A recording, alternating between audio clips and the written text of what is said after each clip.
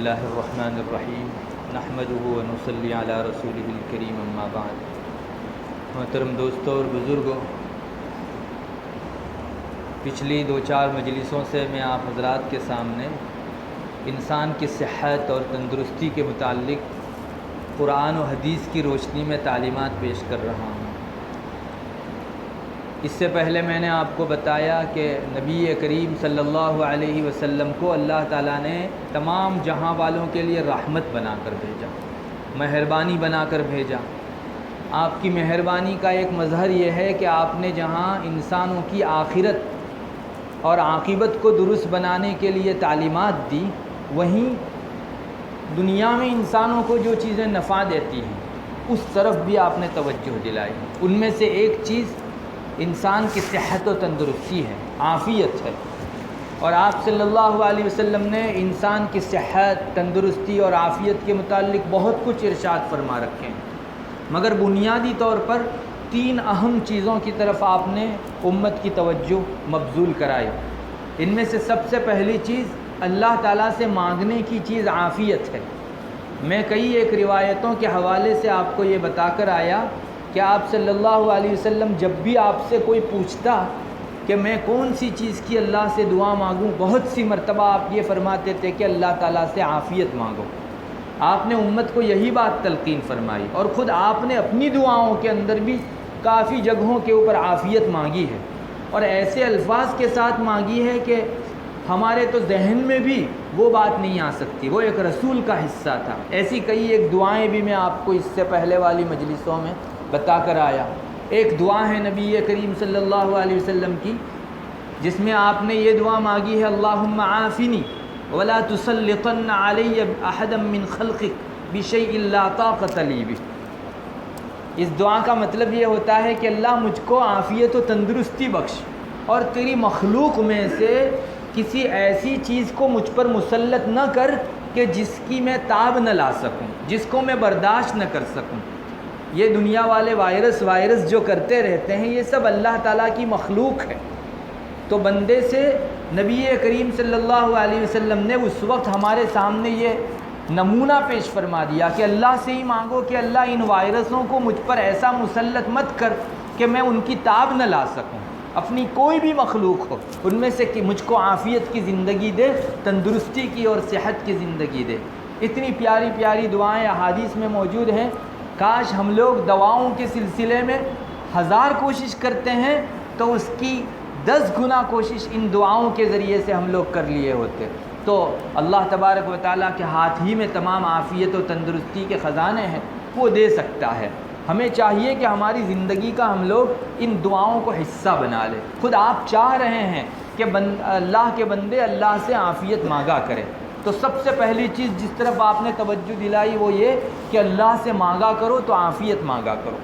دوسری، تندرستی کے حوالے سے آپ نے جس چیز کی طرف امت کی توجہ مبذول کرائی، وہ اس سے پہلے والی مجلس میں نے ذکر کیا کہ تمہاری تندرستی اور صحت یہ اللہ تعالیٰ کی قابل قدر نعمت ہے، اس کی ہم لوگ قدر کر لیں۔ جیسا کہ میں نے گزشتہ مجلس میں آپ کو وہ روایت سنائی، آپ نے فرمایا 2 نعمتوں کے سلسلے میں عام طور پر لوگ دھوکے میں پڑے ہوئے ہیں، ان میں سے ایک صحت و تندرستی اور دوسری فراغت۔ انسان کو جو فرصت ملتی ہے، فارغ وقت ملتا ہے، اس بارے میں بھی انسان بہت کوتاہ ہے، اسی طرح اپنی تندرستی کے سلسلے میں بھی بہت کوتاہی برتتا ہے۔ اور تیسری جس چیز کی طرف خصوصی آپ نے توجہ دلائی، وہ میں آج کی مجلس میں آپ کو بیان کرنا چاہتا ہوں، وہ یہ کہ اللہ تعالیٰ کی دوسری نعمتوں پر جہاں ہم لوگ اللہ کا شکر ادا کرتے ہیں، وہیں صحت و تندرستی پر بھی اللہ کا شکر ادا کیا کریں۔ یہ ایک ایسی چیز ہے جس کو میں اور آپ سوچ نہیں سکتے تھے۔ میں نے جیسا کہ پہلے سے بتایا، انسان کی طبیعت ہے، جو نعمت پہلے سے چلی آ رہی ہے اس کو کم لوگ نعمت سمجھتے ہیں، اور جو سمجھتے ہیں وہ بھی شکر اس پر کم کرتے ہیں۔ نبی نے ایسی باریک چیز کی طرف ہماری توجہ مبذول کرائی کہ اس پر شکر ادا کیا کرو، اور کئی ایک روایتوں میں الگ الگ پیرایوں میں حضرت نبی کریم صلی اللہ علیہ وسلم نے اس چیز کو ہمارے سامنے رکھا۔ ترمذی شریف میں ایک ارشاد ہے آپ صلی اللہ علیہ وسلم کا، حضرت ابو ہریرہ رضی اللہ تعالیٰ عنہ اس کے راوی ہیں۔ آپ صلی اللہ علیہ وسلم فرماتے ہیں کہ کل قیامت کے دن بندے سے سب سے پہلا جو سوال ہوگا وہ دو چیزوں کا ہوگا۔ قیامت کے دن بہت سوال ہونے والے ہیں، اور جگہ جگہ کے اوپر انسان کو روک کر ان سے سوالات الگ الگ موقعوں پر کیے جائیں گے۔ وقفوہم انہم مسئولون، فرشتوں کو کہا جائے گا کہ ان کو ٹھہراؤ یہاں۔ جیسے آپ کسٹم سے گزرتے ہیں تو امیگریشن پاس کرتے ہیں، الگ الگ مواقع کے اوپر آپ کو جواب دینے پڑتے ہیں، ویسے اللہ تعالیٰ کے یہاں الگ الگ کاؤنٹر ہوں گے جہاں انسانوں کو کھڑا کیا جائے گا۔ وقفوہم انہم مسئولون، ان کو کھڑا کرو، یہاں ان سے کچھ پوچھنا ہے۔ پھر آگے جاوے گا، کچھ اور سوالات کرنے ہیں، الگ الگ موقعوں پر سوالات ہوں گے۔ تو نبی کریم صلی اللہ علیہ وسلم نے فرمایا قیامت کے دن سب سے پہلا سوال جو بندے سے ہوگا وہ دو قسم کا ہوگا۔ اللہ تعالیٰ پوچھیں گے کہ میں نے تجھ کو بدنی صحت عطا کی تھی یا نہیں، گویا اس کا کیا شکر ادا کر کے آیا۔ پہلی نعمت تم کو بدن کی صحت میں نے عطا کی تھی، تندرستی عطا کی تھی، تو اللہ گویا یوں پوچھنا چاہ رہا ہے کہ اس پر تم کتنا شکر ادا کر کے آئے۔ اور دوسرا جو سوال ہوگا قیامت کے دن سب سے پہلا وہ یہ کہ کیا میں نے تم کو ٹھنڈے پانی کی نعمت نہیں دی تھی؟ کیا ہم لوگ ٹھنڈا پانی پیتے ہیں تو کبھی سوچتے بھی ہیں کہ میرا رب اس ٹھنڈے پانی کے متعلق محشر کے اہم میدان میں مجھ سے سوال کرنے والا ہے؟ ایسی باریک چیزیں رسول کے علاوہ کسی کا حصہ نہیں، چونکہ آپ کے سامنے آخرت ایسے رہتی تھی جیسے ہم لوگ ایک دوسرے کو دیکھتے ہیں، یہ دنیا دیکھتے ہیں۔ آپ اس دنیا میں رہتے ہوئے آخرت کے باسی تھے، اور آخرت کا ایک ایک منظر آپ کی نگاہوں کے سامنے ایسا تھا گویا جس کو ہم لائیو کہتے ہیں، ہماری نگاہیں آج دیکھ رہی ہے جس چیز کو۔ آپ نے یہ دو سوال اہم ترین امت کے سامنے رکھے، اور اللہ پوچھے گا، اس کا مطلب یہ ہوگا کہ ہم کو حساب دینا پڑے گا۔ ہمارے بدن کے ایک ایک عضو کا حساب، تندرستی کا حساب اور صحت کا حساب، عافیت کا حساب۔ اللہ تبارک و تعالیٰ ہی ہم پر رحم فرمائے، ہم نے آج تک اس پر کتنا شکر ادا کیا۔ ٹھنڈے پانی کا مستقل شکر اللہ تعالیٰ کے حضور ہم نے کتنی مرتبہ ادا کیا۔ خاص یہ دونوں چیزیں پوچھی جائے گی، اور آپ نے فرمایا پہل سوال یہی ہونا ہے کہ ہم نے تمہیں بدن کی صحت عطا کر رکھی تھی، اور کیا ہم نے تم کو ٹھنڈا پانی نہیں پلا رکھا تھا؟ ہمیں چاہیے کہ ہم اللہ تعالیٰ کا شکر بھی اپنی ان صحت کے اوپر اور تندرستی پر اور ایک ایک عضو پر اللہ تعالیٰ کا شکر ادا کریں، اور یہ اللہ خود بھی چاہتا ہے۔ ہم لوگ ان اعضاء اور اللہ نے ہم کو جو انگ دیے ہیں بدن کے، اس طرف توجہ ہی نہیں دیتے کہ یہ بھی اللہ کی نعمت ہے۔ اور اللہ تعالیٰ نے قرآن کریم میں ایسی باریک باریک بدن کی نعمتیں گنوائی ہیں کہ میں اور آپ سوچ نہیں سکتے۔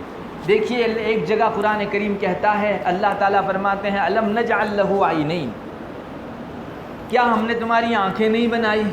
ولسانا وشفتین، تمہاری زبان ہم نے نہیں دی تم کو، اور تمہارے ہونٹ نہیں دیے۔ ہم لوگ شاید اگر کوئی ہم سے ہمارے بدن کے اعضاء پوچھے تو بڑے بڑے سارے اعضاء رئیسیہ گنوائیں گے کہ پھیپھڑا ہے، دل ہے، ہاتھ ہے، آنکھ ہے، لیکن کون آج ہونٹ کو نعمت شمار کرتا ہے؟ اللہ تعالیٰ نے اس کو بھی شمار فرمایا کہ کیا ہم نے تم کو ہونٹ نہیں دیے تھے؟ جن لوگوں کے ہونٹ نہیں ہیں ان سے پوچھ لو، وہ آدمی سلیقے سے کھانا نہیں کھا سکتا، یہاں رکھتا ہے اور نیچے گر جاتا ہے، پانی نہیں پی سکتا، وہ تمام حروف ادا نہیں کر سکتا، اور خود اس کا چہرہ اتنا بھدا دکھتا ہے، بدصورت دکھتا ہے کہ وہی شخص اسے برداشت کرتا ہے۔ ہم نے کب ہونٹوں کو نعمت کی حیثیت سے لیا تھا؟ مگر اللہ نے اس کا بھی ذکر فرمایا کہ ہم نے تمہارے ہونٹ نہیں بنائے، مطلب اس پر شکر گزاری چاہیے، اور ان نعمتوں کا جو شکر اللہ تعالیٰ کا حق ہم پر بنتا ہے وہ ہم لوگ ادا کرنے والے بنیں۔ اور دوسری جگہوں کے اوپر تو قرآن نے ہمارے مختلف اعضاء کا تذکرہ کر کے صاف کہا کہ ہم نے یہ دیے ہی اس لیے ہیں تاکہ تم شکر ادا کر کے آؤ، اور یہ قرآن میں ایک سے زیادہ جگہوں کے اوپر الگ الگ پیرایوں میں مضمون آیا ہے۔ میں آپ کو اس لیے بار بار بولتا ہوں قرآن میں آیا ہے۔ قرآن آپ کو معلوم ہے 30 پارے ہیں، اور اس قرآن میں رہنمائی ہے حضرت نبی کریم صلی اللہ علیہ وسلم پر جب سے قرآن اترا تب سے لے کر قیامت تک ایک آخری انسان آئے گا تب تک کی تمام رہنمائی، ہر انسان کے لیے رہنمائی۔ اور اس وقت دنیا میں اور تمام جگہوں کے اوپر جو کچھ تصرفات ہوتے ہیں ان سب کی باریک باریک چیزوں کی رہنمائی قرآن میں موجود ہے۔ تو ایسا قرآن جو بڑے بڑی چیزیں ذکر کرتا ہے، بڑے بڑے مہمات ذکر کرتا ہے، وہ جس کی طرف توجہ دلاتا ہے وہ کبھی چھوٹی نہیں ہو سکتی۔ قرآن میں چند جگہوں پر جب ہمارے اعضاء کا تذکرہ قرآن نے کیا ہے، اللہ تبارک و تعالیٰ نے فرمایا ہے، تو وہ کتنی اہم چیز ہوگی۔ اور اللہ چاہتا ہے کہ بندے الگ الگ اعضاء کے اوپر اس کا شکر ادا کریں. دیکھیے ایک جگہ قرآن کہتا ہے واللہ اخرجکم من بطون امہاتکم لا تعلمون شیئا وجعل لکم السمع والابصار والافئدۃ لعلکم تشکرون. اللہ نے تم کو تمہاری ماؤں کے پیٹ سے نکالا, کچھ بھی نہیں جانتے تھے, نہ کھانے پینے کا سلیقہ تھا, دنیا کی دوسری چیزوں اور جانکاری کے بارے میں تو بھنک بھی کیا لگتی, کچھ بنیادی چیزیں بھی جو ہے تم کو آتی نہیں تھی. لا تعلمون شیئا. پھر اللہ فرماتا ہے وجعل لکم السمع, اور تمہارے لیے اللہ تعالیٰ نے سننے کی طاقت بخشی اور دیکھنے کی طاقت بخشی, والابصار والافئدہ, اور تمہارے دل تم کو بخشے. اور کیوں؟ لعلکم تشکرون, تاکہ بندے میری ان نعمتوں کے اوپر میری شکر گزاری کریں. ہمارا رب کہتا ہے کہ ان سارے اعضاء کے اوپر ہم لوگوں کو چاہیے کہ شکر گزاری کریں. ہم خود اپنی 50-40 سالہ زندگی میں پیچھے مڑ کر دیکھ لیں, کب ہم نے اپنی آنکھ کے اوپر اللہ کا شکر ادا کیا, ہمارے سننے کی طاقت کے اوپر اللہ کا شکر ادا کیا. ہم کو اللہ نے دل دیا, اندر ایسے ایسے اعضاء ہیں کہ ہم لوگ اندازہ نہیں کر سکتے. ہمارے ایک استاد کا آپریشن ہوا ہارٹ کا. آپ کو معلوم ہے اس وقت تو ہارٹ کے جو آپریشن ہوتے ہیں اندرون اس کی باقاعدہ سی ڈی تیار ہوتی ہے اور وہ بھی دی جاتی ہے. تو ہمارے استاد کہہ رہے تھے کہ میں نے جب وہ سی ڈی دیکھی تو دل کی باریک باریک رگوں کو دیکھ کر میری زبان سے یہ جملہ نکل گیا کہ اگر ڈاکٹر کسی اور اللہ کی قدرت کی نشانی کو نہ دیکھتا, اتنی باریک باریک رگ ہی کو دیکھ لیتا تو اللہ پر ایمان لاتا.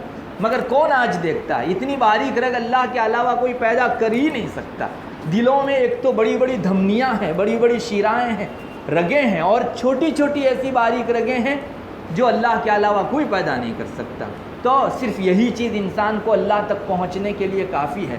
بہرحال ہمیں چاہیے کہ ہم لوگ اللہ تعالیٰ کا اس پر مستقل شکر ادا کریں. ہمارا رب کہتا ہے کہ تمہاری آنکھ بنائی, کان بنائے, اور دل اور اندر کے سارے اعضاء ہم نے دیے تم کو تاکہ تم لوگ شکر ادا کرو. اور اللہ کو معلوم تھا, اس نے ہی ہمیں پیدا کیا کہ بندے اس کا شکر ادا کرنے والے نہیں ہیں اور کم بندے ادا کریں گے. اس نے ہماری اس فطرت کو بھی قرآن کریم میں دوسری جگہ ذکر کر دیا. چنانچہ قرآن کہتا ہے ثم سواہ ونفخ فیہ من روحہ وجعل لکم السمع والابصار والافئدۃ قلیلا ما تشکرون. قرآن اسی کو کہتا ہے کہ اللہ تعالیٰ نے تمہارے لیے آنکھیں بنائی, کان بنائے اور دل بنائے. بہت کم لوگ تم شکر ادا کرتے ہو. اللہ اکبر. یہ اللہ ہی کہہ سکتا ہے جس نے ہم کو پیدا کیا اور ہم کو شکر کا حکم دیا, اور پھر ہماری طبیعت بھی بیان کر دی کہ تم لوگ نہیں کرو گے شکر ادا. اور شیطان کا سب سے زیادہ زور انسان کی ناشکری کے اوپر رہتا ہے. چنانچہ جس وقت وہ اللہ تعالیٰ کے یہاں سے راندے دربار ہوا تھا تو اس نے اپنا پورا فارمولہ ذکر کیا تھا کہ اللہ میں تیرے بندوں کو اس راستے سے ورغلاؤں گا. اور قرآن میں کئی جگہوں کے اوپر اس کا تذکرہ الگ الگ پیرایوں میں آیا ہے. تو اس نے بہت ساری چیزیں کہی تھی کہ تیرے بندوں کو میں سچے راستے سے الگ کر دوں گا اور غلط راستے پر ڈال دوں گا. اس نے ایک بات بطور خاص یہ بھی کہی تھی وَلَا تَجِدُ أَكْثَرَهُمْ شَاكِرِينَ. تیرے اکثر بندے کو اللہ تو شکر گزار نہیں پائے گا. یعنی اس کا سارا زور لگتا ہے اللہ کی ناشکری کروانے میں اور شکر کو بھلا دینے کے اندر. ظاہر ہے کہ ہم لوگ جب شیطان سے اور چیزوں میں ڈرتے ہیں, زنا میں ڈرتے ہیں, شراب خوری میں ڈرتے ہیں, قتل میں ڈرتے ہیں, لیکن ناشکری مجھ سے کروائے گا اس سلسلے میں کتنے لوگ ڈر رکھتے ہیں.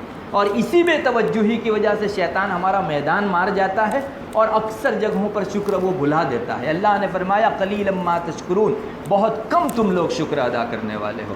انسان اگر سوچتا تو ضرور اپنے ان اعضاء کے اوپر شکر کرتا. اللہ نے وہ پھیلایا بھی نہیں چھوڑا. اللہ تعالیٰ فرماتے ہیں ایک جگہ قل ارأیتم ان اخذ اللہ سمعکم وابصارکم وختم علی قلوبکم من الہ غیر اللہ یأتیکم بہ. محمد اعلان کر دو لوگوں میں, بندوں کے اندر یہ کہہ دو کہ اگر اللہ تعالیٰ تمہاری دیکھنے کی قوت ختم کر دے, تمہاری سننے کی قوت ختم کر دے اور تمہارے دلوں پر مہر مار دے, تو ہے کوئی دوسرا معبود جو تم کو یہ نعمتیں لا کر دے گا. یہ اس قرآن کریم کی آیت کا ترجمہ ہے. اتنا جذبات والا پہلو اپنے اندر لیے ہوئے, ایموشنلی پہلو لیے ہوئے ہیں. کون معبود ہے دوسرا جو تم کو یہ لا کر دے دے؟ ایک انسان کے دل کو دستک دینے کے لیے یہ آیت کافی ہے. اللہ فرماتا ہے کہ تم تھوڑی دیر کے لیے سوچ لو، یہ آج بڑی آسانی سے جو دیکھ رہے ہو، جو سن رہے ہو، اور دل کے اندر نہ جانے ہزاروں خیالات ہر دم آتے اور جاتے رہتے ہیں، اچھے برے جذبات پیدا ہوتے رہتے ہیں، تھوڑا سوچو تو صحیح، اللہ اگر تھوڑی دیر کے لیے ختم کر دے کہ تم معصیت کرتے ہو، گناہ کرتے ہو، میں اپنی نعمت لے لیتا ہوں، تو ہے تمہارا کوئی دوسرا معبود جو تم کو یہ نعمت لا کر دے دے؟ بندے کا دل پکار اٹھے گا کہ اللہ تیرے علاوہ اور کوئی ذات یہ چیز نہیں دے سکتی۔ اللہ نے الگ الگ پیرایوں میں بندوں کو یہی کہا کہ ان ساری نعمتوں کے اوپر اللہ تعالیٰ کا شکر ادا کرو۔ ہمیں چاہیے کہ ہم اپنی صحت و تندرستی، جس کے بارے میں حدیث میں کہہ دیا گیا کہ اللہ کے یہاں پوچھا جانے والا ہے، ہم لوگ اللہ کا شکر ادا کریں، اور اپنی زندگی میں پچھلے دنوں جو شکر کے سلسلے میں کوتاہی ہوئی ہے اس کوتاہی کی بھی تلافی کریں۔ انشاءاللہ الحمدللہ رب العالمین، اور مختلف اللہ تعالیٰ کی تعریفات، بلکہ حدیث شریف میں بھی انسان کی صحت کے اوپر کون سے کلمات سے شکر گزاری کی جا سکتی ہے اس کے کلمات بھی آئیں۔ انشاءاللہ آئندہ اس چیز کو دکھایا جائے گا۔ اللہ تبارک و تعالی ہم سب کو عمل کی توفیق مرحمت فرمائے۔